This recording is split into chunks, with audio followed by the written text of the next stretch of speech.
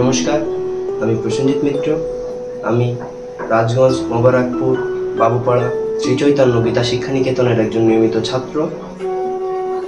ওম তৎসৎ, ওম তৎসৎ, ওম তৎসৎ।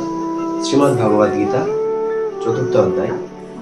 শ্রী ভগবান উবাচ यदा यदा हि धर्मस्य ग्लानिर्भवति भारत अभ्युत्थानमधर्मस्य तदात्मानं सृजाम्यहं परित्राणाय साधूनां विनाशाय च दुष्कृतं धर्म संस्थापनार्थाय संभाव्यामि युगे युगे। অর্থাৎ ভগবান শ্রীকৃষ্ণ বলিলেন, হে পার্থ, পৃথিবীতে যখনই ধর্মের গ্লানি হয় এবং অধর্ম বেড়ে যায়, তখন সাধুদের পরিত্রাণ এবং দুষ্কৃতিকারীদের বিনাশের জন্য আমি নিজেকেই নিজে সৃষ্টি করি এবং বারংবার ধর্ম রক্ষার জন্য পৃথিবীতে অবতীর্ণ হই। নমস্কার, আমাদের পেজের পাশে থাকবেন সবাই। ধন্যবাদ।